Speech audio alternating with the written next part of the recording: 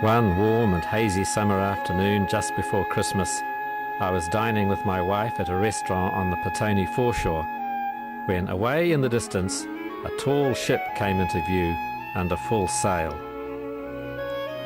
That's the spirit of New Zealand, isn't it? Could be. Or is it the spirit of adventure? We must check it out. A visit next day to the Wellington Wharves, where the ship is moored, confirms that it is indeed the spirit of New Zealand, that the last public harbour cruise for the millennium is in a couple of hours, and there are just a few places still left. A group of young volunteers enjoy readying the equipment as a newer, noisier and uglier boat takes off ahead of us. We pour aboard, young and old together. Age is certainly no barrier here. The day is fine, with a good southerly breeze for which Wellington is noted, and this is going to be the experience of a lifetime. The captain takes us quietly away from the wharf, under power, and then it's time to hoist the sails.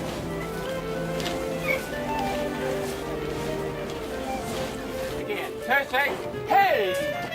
Oh, I did another one, I think. Toe sack, hey!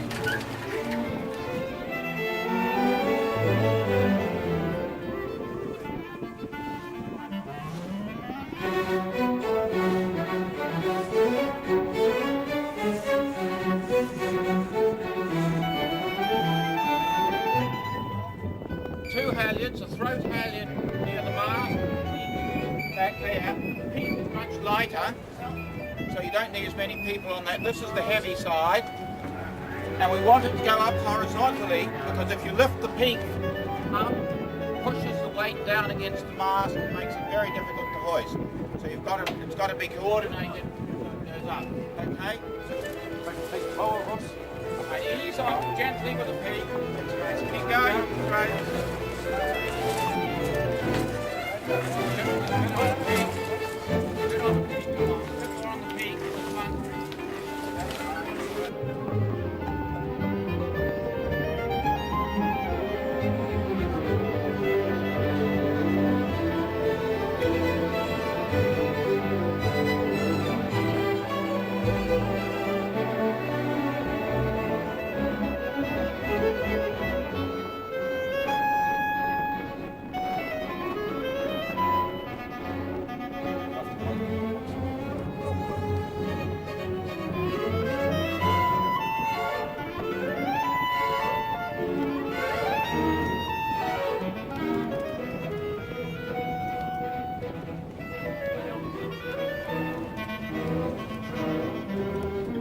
After an exhilarating sail, it's time to go about.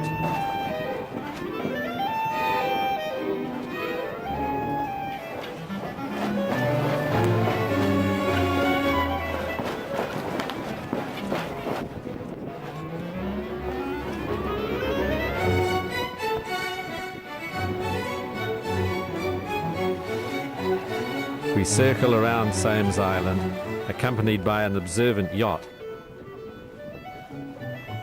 and head towards the city again.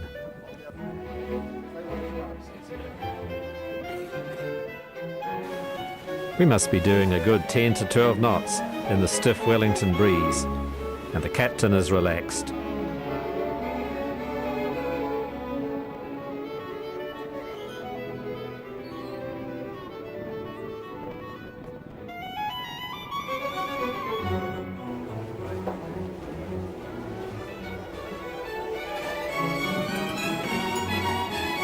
On these public cruises, the Spirit of New Zealand is almost entirely staffed by volunteers, most of whom have learnt the ropes as secondary school students.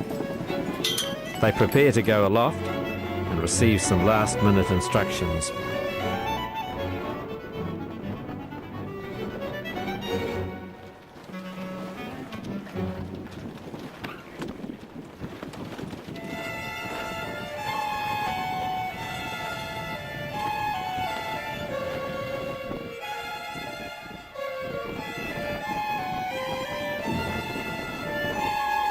Back and forth we go, tacking and going about.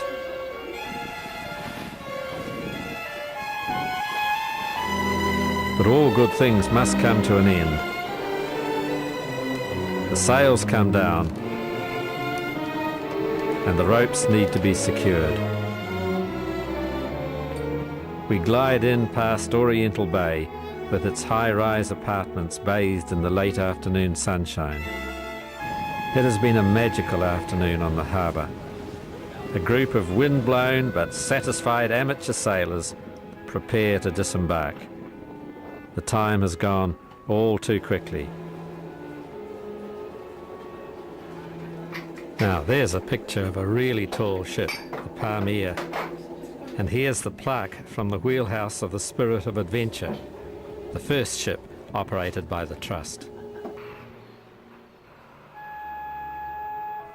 After 2 more days in port, the Spirit of New Zealand hoists a couple of sails and prepares to slip out of the harbour. These public sailings are a necessary fundraising exercise, but they are not the chief role of the Spirit of Adventure Trust, which now administers the Spirit of New Zealand. Founded in 1972, the Trust is dedicated to providing the youth of New Zealand with a character development program through sail training. Each year, over 1,000 secondary school students participate in a 10-day voyage somewhere around the coast of New Zealand. The Spirit of New Zealand heads off down the harbour on its 5-day voyage north for the millennial celebrations in Gisborne, the first city in the world to see the sunrise on January the 1st, 2000. Now there's a young lad enjoying a spot of fishing from the Petone Wharf with his father. One day he might be selected for a sail on a tall ship like the Spirit of New Zealand. Who knows? Right now he just wants another last look down at the water. He's off, but he'll be back to the sea again soon, for sure. That's the spirit.